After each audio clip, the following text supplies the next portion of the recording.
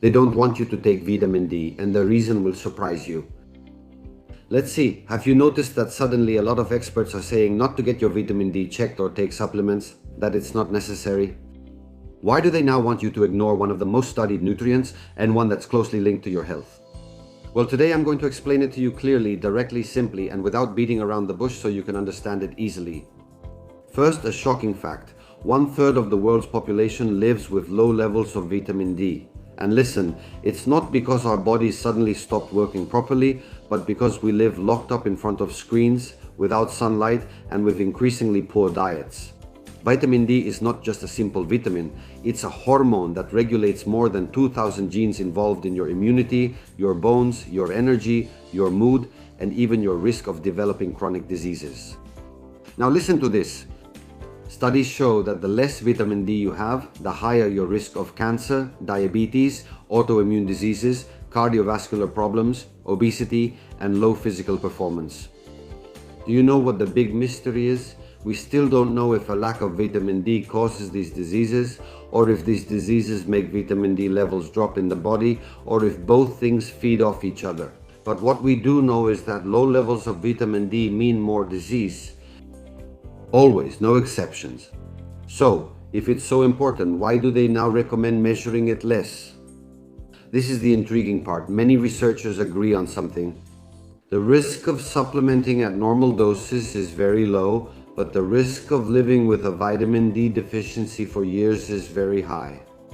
And there's something more important. Everybody is different. Every person absorbs differently.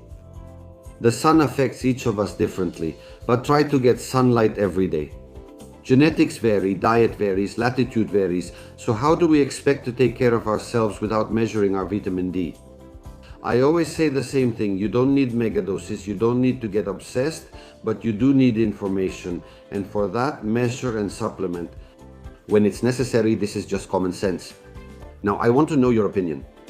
Write in the comments, what should we do? Should we stop measuring vitamin D, or do you think that's a huge mistake, or do you check it yourself? I'll read your comments. Also write, I understand my mind and live better. How do you know if you're lacking vitamin D, and what should you do right now? There's something that many people don't know. You could be losing energy, motivation, strength, and immune defense, and not even suspect what the cause is. Why? Because vitamin D deficiency is silent and very common, and it's also related to problems that affect millions of people. I'm going to teach you how to detect if you're lacking vitamin D and what to do to fix it. The first thing you should know is that more than 50% of the world's population has insufficient levels of vitamin D, and many don't even realize it. Why does this happen? Because it doesn't always cause obvious symptoms. Sometimes the body complains, but it does so very quietly, very softly. There are signs that repeat themselves over and over again. For example, fatigue that doesn't improve even with sleep, muscle or joint pain without a clear cause, slow recovery after exercise, low spirits, sadness, lack of motivation, fractures that happen easily, or weak bones. Greater susceptibility to infections. If several of these sound familiar, pay attention. Now then, how do you know if you're really lacking vitamin D? With a very specific blood test which measures 25-hydroxyvitamin D, this is the reliable marker. Without a test, everything is guesswork, everything is speculation, so generally speaking, what's the result? The result of this test, less than 30 is a deficiency, between 30 and 50 is insufficient, between 50 and 80 is the optimal level for most people, and over 100 is a slight excess that also needs to be monitored. And why do so many people have low vitamin D levels? In the past, it was because of the sun, but now we spend a lot of time indoors and use sunscreen all day. We also eat few foods rich in vitamin D, and on top of that, vitamin D has to be activated. This vitamin depends on minerals like magnesium, which we sometimes also lack. We're a bit low on magnesium.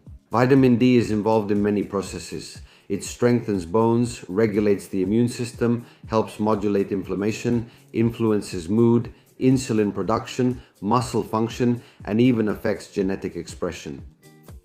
Therefore, it's a key pillar of your well-being. What can you do? Expose yourself to sunlight sensibly about 15 to 20 minutes a day before 10 a.m. or after 3 p.m.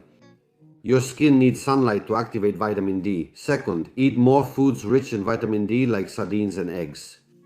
Third, talk to your doctor about supplementation.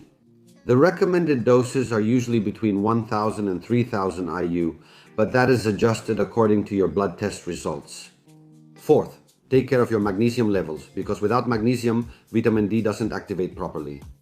Vitamin D may seem simple, but it's essential for your energy, your immune system, and your mental well-being. Ignoring it can come at a very high price, but correcting it is easier than you think.